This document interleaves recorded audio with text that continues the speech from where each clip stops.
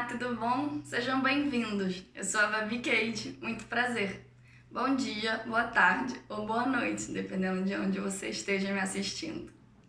Para você que não me conhece, eu vou contar um pouquinho por que eu tô aqui.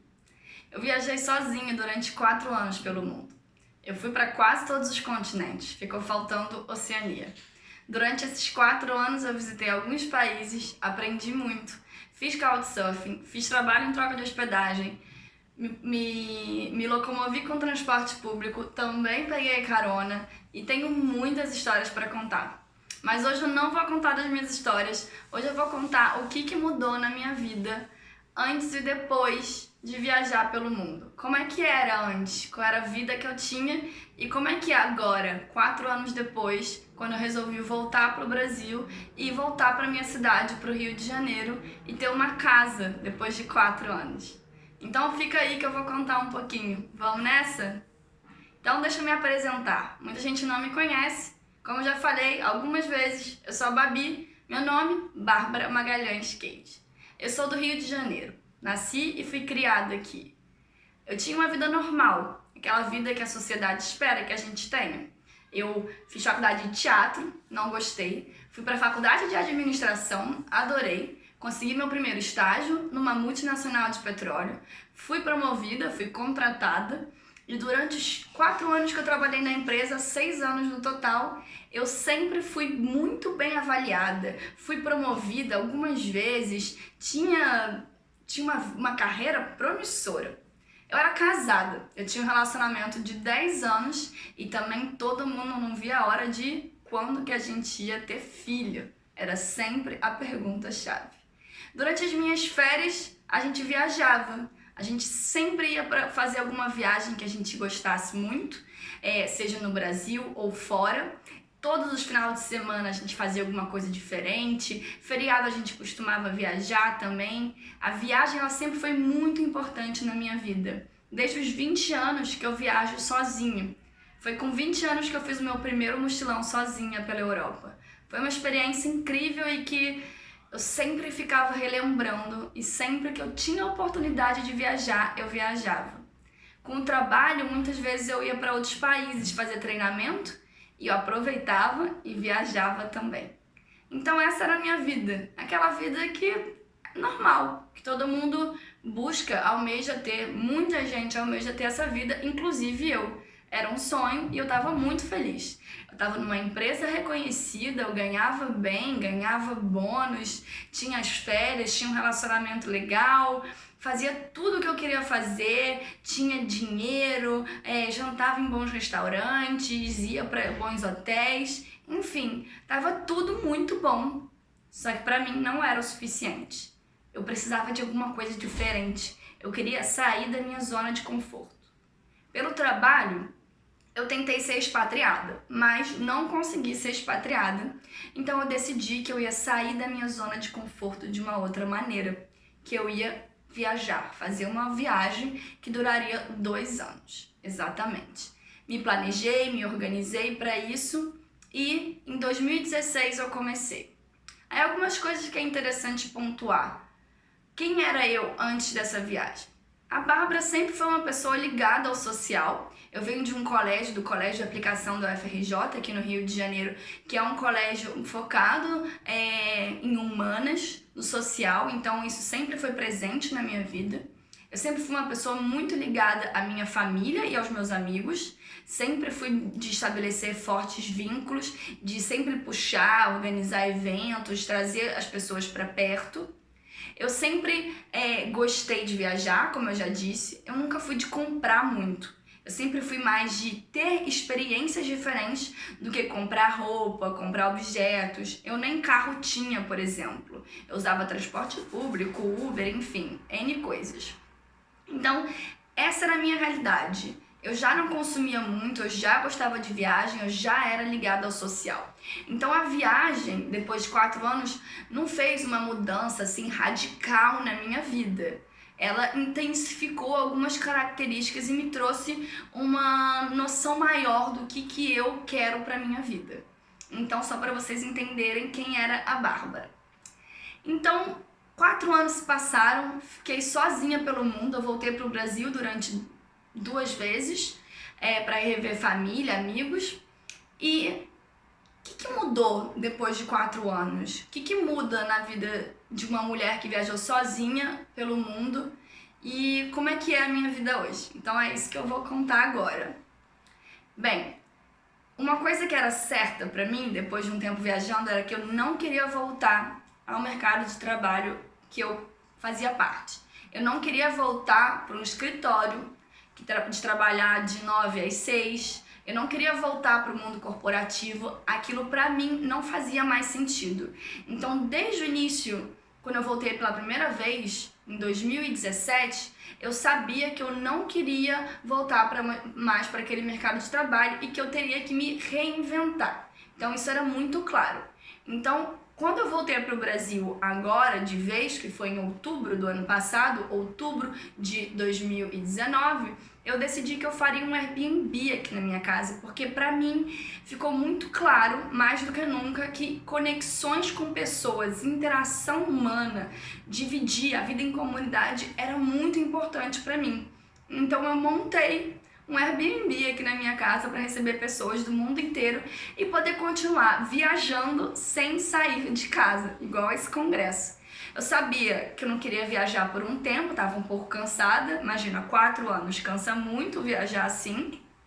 Então, tendo o Airbnb na minha casa, eu traria as pessoas para dentro da minha casa e teria a oportunidade de aprender com elas e de me desenvolver e de praticar o inglês, o espanhol, o francês. Então, eu continuaria trabalhando e aprendendo dentro de casa. Então, eu criei esse novo trabalho, eu me reinventei quando eu voltei, ia começar a trabalhar como guia de turismo também, só que aí veio o corona, né? Por isso que nós, inclusive, estamos aqui tendo esse congresso online. E aí o corona, ele mudou totalmente os meus planos, a minha perspectiva de futuro. Tudo que eu tinha imaginado que eu faria depois da viagem, eu tive que parar, não teve jeito. E aí que entram os aprendizados da viagem.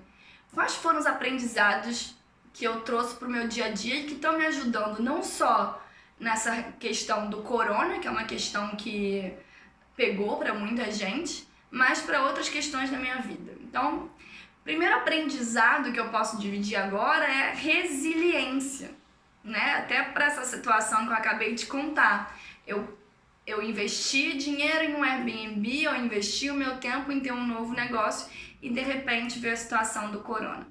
Eu tinha 2 opções, ou ficar totalmente frustrada e chateada e pé da vida, ou aceitar aquela situação e tentar me reinventar mais uma vez. Então eu, com a resiliência, eu aceitei a situação, não tinha nada que eu pudesse fazer para mudar a atual situação, nada do que eu fiz foi ruim, né? Eu estava indo muito bem no meu Airbnb, inclusive, eu tinha gente todos os dias na minha casa, desde o dia que eu abri, mas com o corona eu tive que parar. Então, eu tive que me readaptar, e aí depois até vou contar um pouquinho o que eu tô fazendo. Tô dando aula de inglês, fazendo roda de conversa, mentoria online, tô trabalhando num e-book sobre a minha viagem.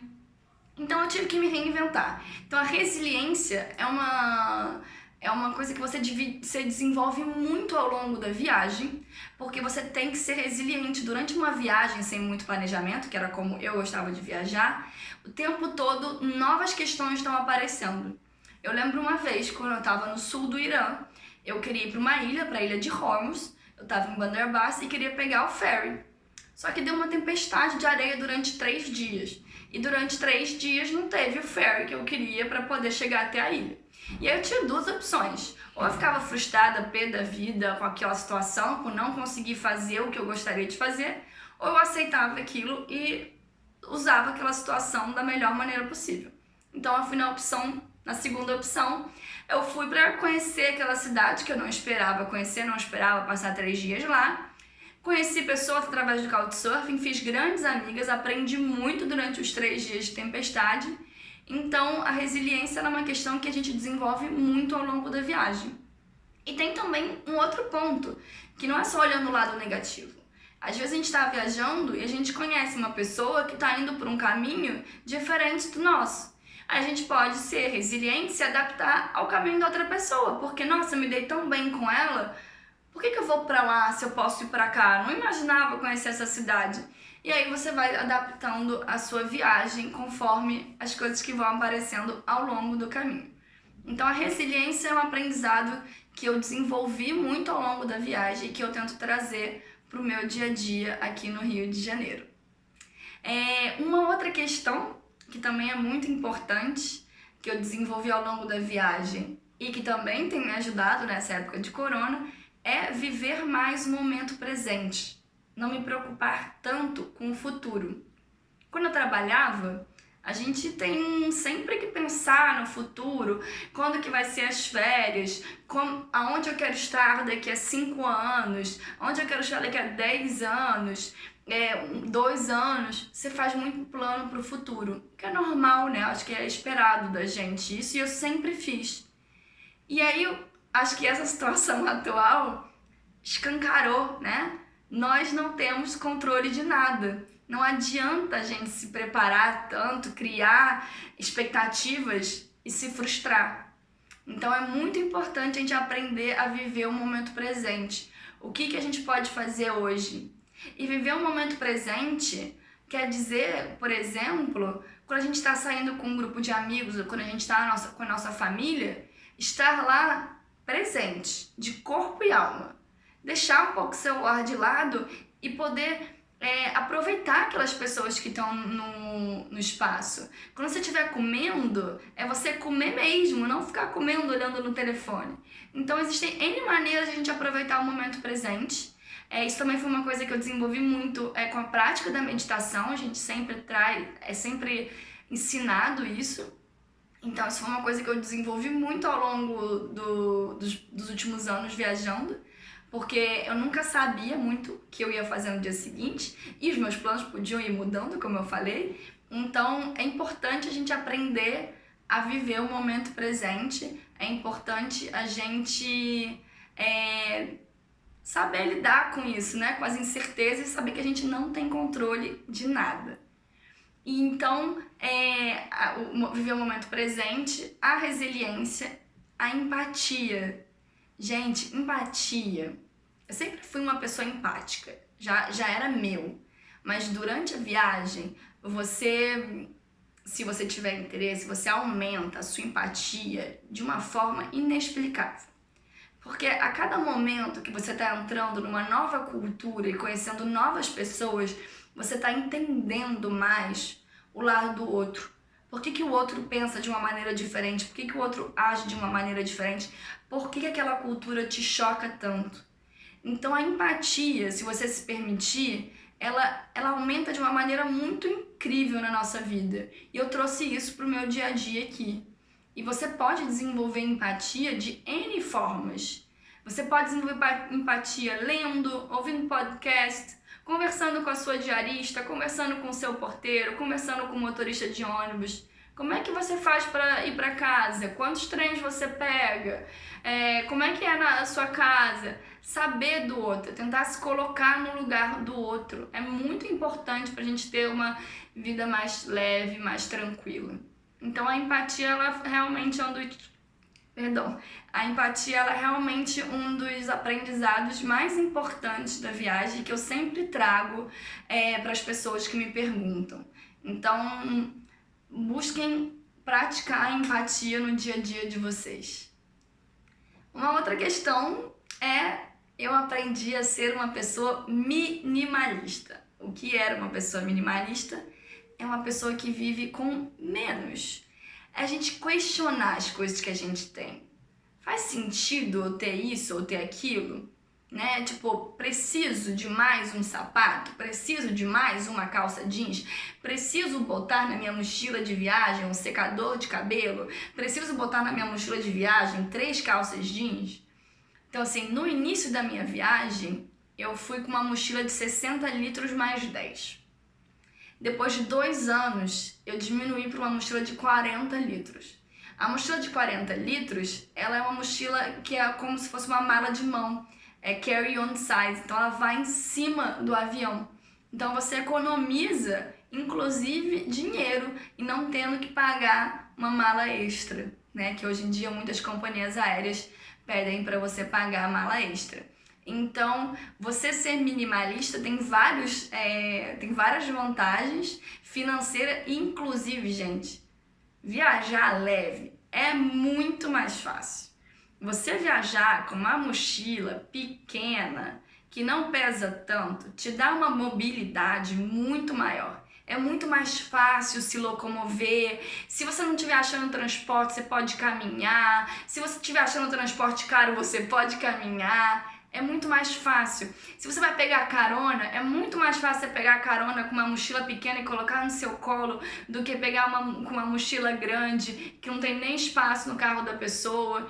Então, se eu puder te dar uma dica de viagem e de vida, é minimalismo. Tem um documentário no Netflix que é muito bom em relação a isso, dá uma pesquisada que pode te ajudar, tem livros, o assunto, o tema enfim, é muito, muito interessante e eu acho que vale a pena buscar, e que é isso, a gente viver com menos, se questionar dos nossos hábitos de consumo, se a gente realmente precisa disso ou daquilo, e repensar também, né, a gente está numa sociedade de tanto consumo que é mais... a gente acaba comprando no automático. Então, busquem comprar mais experiências do que coisas. Se preocupem mais em viver do que em comprar coisas materiais que normalmente só dá mais trabalho. Quanto mais coisa você tem, mais energia você tem que gastar. Então, se você tem uma televisão, 2, 3 televisões, 2 geladeiras, cada vez que uma geladeira quebrar, cada vez que uma televisão quebrar, é conserto. Aí se você tem mais de um carro, é seguro pro carro, enfim.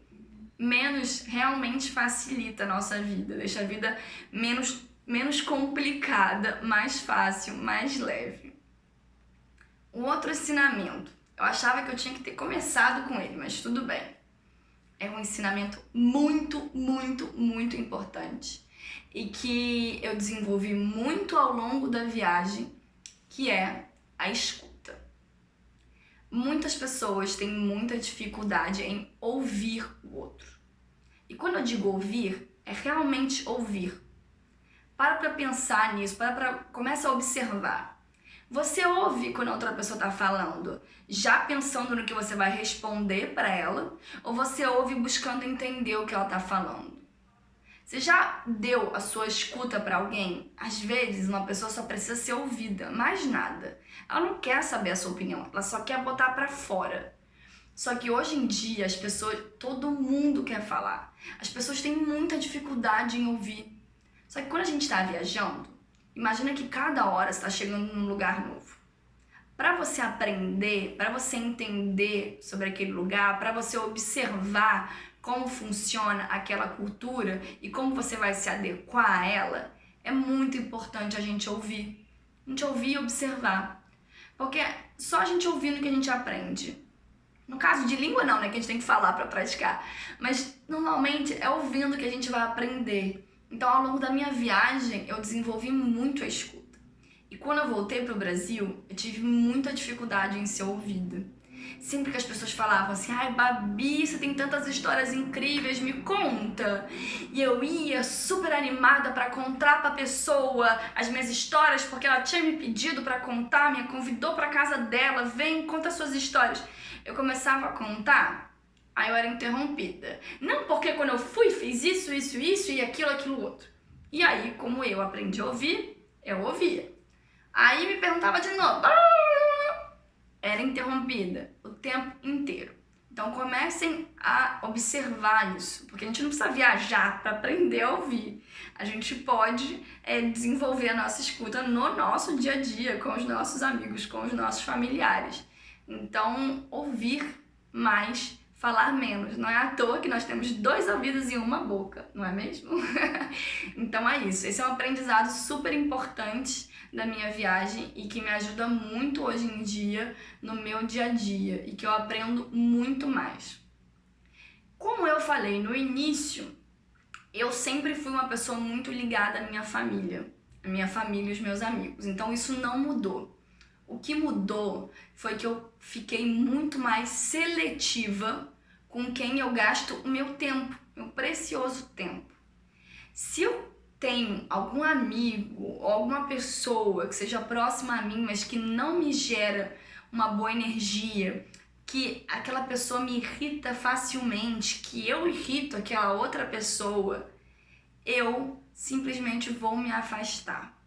Eu não tenho porquê investir numa relação com uma pessoa que me faz mal. Então eu comecei a ficar mais seletiva. O meu grupo de amigos, ele continua sendo o mesmo de antes, só que agora com um pouquinho menor, com algumas pessoas a menos, porque eu realmente quero estar perto de pessoas que me despertem coisas boas, que despertem o meu melhor lado. E algumas pessoas não são assim no nosso dia a dia. Então isso foi uma coisa que mudou muito. Eu fiquei muito mais, tenho uma intuição muito mais aguçada e acredito muito mais em energia. Então eu me afasto de pessoas que eu não gosto da energia, que eu não gosto de como elas reverberam em mim e de como eu reverbero nelas. Porque às vezes a gente também afeta a pessoa de uma maneira muito negativa. Então essa questão da energia e da intuição, ela foi uma coisa que eu fui desenvolvendo e fui selecionando melhor as pessoas que eu quero ao meu lado. E aí, junto com isso da energia, da intuição, vem o autoconhecimento, né? Quando você está viajando sozinha, você fica muito tempo sozinha. Você fica muito tempo consigo mesma. Você tem muito tempo viajando sozinha para pensar na vida, para olhar para dentro. Quer queira, quer não. Não tem jeito. Então, assim, algumas pessoas elas podem até não desenvolver a questão do autoconhecimento. Podem até não dar muita bola para isso. Mas eu mergulhei fundo nessa questão do autoconhecimento na viagem. E aí eu utilizei diversas maneiras para desenvolver ainda mais o meu autoconhecimento. Uma delas é a escrita. Eu escrevi muito durante a viagem. A escrita para mim é uma companhia, é uma parceira, amigona, me ouve sem julgamento, não tá ali só me acolhendo. A escrita é companheira quando eu tô sozinha, ou seja, ela me ajuda em momentos de solidão, de tristeza, de alegria, e é uma terapia para mim. Então a escrita foi uma das ferramentas para acessar esse autoconhecimento que a viagem pode trazer. Além da escrita, eu também desenvolvi e trabalhei muito a meditação.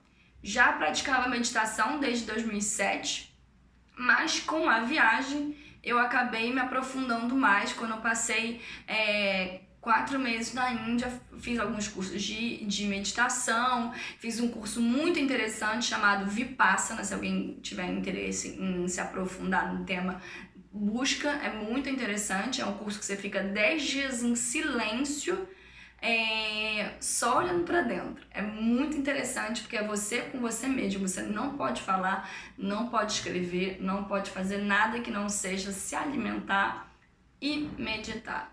Então, a meditação com a escrita me ajudou muito nesse processo de autoconhecimento que a estrada traz. Então, e isso me ajuda muito nesse momento agora de quarentena. Tenho meditado, tenho escrito, então eu sei hoje em dia o que é mais importante para mim, o que eu gosto, o que eu não gosto, o que não pode faltar na minha casa. Por exemplo, vocês viram aqui que tem várias plantas. Quando eu me mudei, tem uma rede. Quando eu me mudei, eu sabia, eu quero minhas plantas, porque as plantas me fazem bem, eu preciso ver verde, eu sou uma pessoa do mato, eu gosto de estar no mato, eu gosto de fazer trilha, eu gosto de fazer de ir pra cachoeira, eu gosto de ficar na rede, de dormir na rede, de pensar na rede. Então, o autoconhecimento ele me ajudou muito, não só a montar a minha casa, também a decidir quando que foi minha hora de parar. Veio um clique pra mim e foi assim, deu. Eu já experimentei muita coisa que eu gostaria de experimentar. Óbvio que eu não fiz tudo o que eu queria fazer e não tem problema, porque ainda tem uma vida inteira aí pela frente. mas eu fiquei muito tranquila com as minhas decisões, com as minhas escolhas e senti que pra mim aquele momento era o momento de parar de viajar. Depois de quase 4 anos eu voltei para o Rio de Janeiro. Então o autoconhecimento, ele é sempre pra mim importante citar o autoconhecimento, porque se a gente não se conhecer, se a gente não conseguir ficar bem sozinho, dificilmente a gente vai conseguir ficar bem com outras pessoas. E é somente sozinho, gente, que a gente é 100% a gente. Quando a gente tá com outras pessoas, por mais que você conheça elas muito bem, você não é 100% você. Você vai ter que se adequar àquele momento, você vai deixar de fazer alguma coisa, você vai deixar de soltar um pum, um arroto, tirar uma meleca. Você não vai ser 100% você.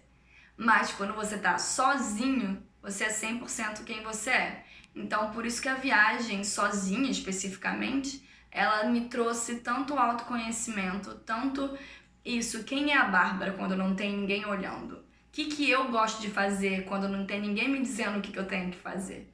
Então, o autoconhecimento realmente, pra mim, é fundamental citar. Fundamental citar isso. E aí, junto com o autoconhecimento, o que vem? Algumas coisas, né? Eu já falei da intuição, uma palavrinha que é muito poderosa, que eu aprendi a dizer na viagem, com muita convicção e tranquilidade. Não, eu não quero ir, eu não tenho que ir, eu não vou. Não, muito obrigada pelo convite. Não, eu vou ficar aqui. Ah, mas tá todo mundo aí. Mas eu não quero. Não, muito obrigada. Gente, aprender a dizer não quando você não quer fazer alguma coisa e tá com vergonha é libertador. Juro, tentem. Pra quem não consegue ainda, tente, porque tira um peso das costas. Então isso foi uma coisa que ao longo da viagem eu tive que aprender a dizer não. Uma situação que eu lembro muito que me marcou, eu tava em Moçambique, numa ilha, com um grupo de amigos, e a gente ia para um jantar. E aí me perguntaram assim, o que você vai levar para beber? Eu falei assim, nada, essa garrafa d'água aqui é suficiente. Não, mas você tem que beber alguma coisa, você tem que levar alguma vodka, cerveja. Aí não, eu não tenho que levar nada, eu tô feliz com a minha água. Não, mas como assim? Tá todo mundo levando alguma coisa. Não, mas eu não quero levar nada, obrigada. Aí você fala com um sorriso no rosto, assim, sabe? Não, obrigada, eu não quero. Então, assim, falar não é uma ferramenta poderosíssima, acreditem. Então, esse foi um outro aprendizado da viagem. E aí, junto com essa história de Moçambique que eu acabei de contar, tem uma questão que é impossível não me afetar sendo uma mulher viajando sozinha, que é a questão do feminismo. Eu me tornei uma mulher muito mais feminista ao longo dos últimos 4 anos. Porque quando eu me vi, imagina, eu tinha uma relação de 10 anos e de repente eu era uma mulher sozinha, sem a figura masculina ao meu lado. Eu comecei a entender quais eram as questões, os riscos, quais eram os comportamentos de alguns homens para tentar seduzir mulheres, para tentar embebedar mulheres, enfim. Então eu acabei, por experiências, nunca tive nenhuma experiência traumática, tá, gente? Nenhuma, de verdade, mulheres, saibam disso. Muitos lugares são muito mais seguros do que o Brasil, a gente vive num dos países mais machistas do mundo, num continente também, o continente sul-americano é um continente extremamente machista. Então, eu ao longo desses últimos 4 anos eu aprendi muito, ouvi muito outras mulheres, outras histórias. Então, pra mim é muito difícil não ter desenvolvido essa questão dentro de mim. Então, hoje em dia eu sou muito, muito ligada a essa causa, porque eu sei quanto que as mulheres, as coisas são mais difíceis, os preconceitos. Eu, uma mulher de 34 anos, voltei com 33, ouvi muito as pessoas me perguntando sobre marido, ouvi muito perguntando sobre filho, quem que paga a minha viagem, enfim, várias questões. Durante 1 ano de viagem eu usei uma aliança falsa, acredite se quiser, porque muitos homens, eles não respeitam a mulher. mas eles respeitam um homem imaginário. Então, muitas vezes eu usei essa aliança durante um ano, até que eu decidi que eu não queria mais usar aquela aliança, que eu queria que as pessoas me respeitassem simplesmente por ser eu ali e não por ter uma figura de um homem que não existia, mas muitas vezes por uma questão de segurança e para me sentir mais confortável, eu inventei maridos imaginários. Às vezes eu colocava foto com um amigo ou com um ex-gatinho no celular para dizer, ah não, esse aqui é meu marido. Então essa questão realmente é difícil eu como mulher passei 4 anos viajando sozinha, não citar. E que mais? E acho que eu vou finalizar com o tempo. Uma das coisas que eu mais aprendi e que eu mais valorizo é o meu tempo. Como eu gasto meu tempo. Como eu gasto meu tempo com as pessoas que eu mais gosto, com as pessoas que me fazem bem, fazendo coisas que me fazem bem, fazendo coisas que eu gosto, sabendo dizer não para quando eu não quero fazer alguma coisa, fazendo as coisas com mais calma, menos pressa. Eu tentei não entrar de volta nesse ritmo acelerado que a gente tem que fazer, tem que produzir, não. A minha relação com o tempo hoje em dia é uma relação muito mais prazerosa. E uma última coisa que eu lembrei agora que eu acho importantíssimo citar é o tem que. Quando a gente está viajando, muita gente vai falar assim, você foi para Paris, você foi na Torre Eiffel? Não. Ah, não. Você não foi então para Paris, você tem que ir para a Torre Eiffel. Ai, você vai para tal lugar? Não deixe de ir nesse lugar, hein? Você tem que ir lá.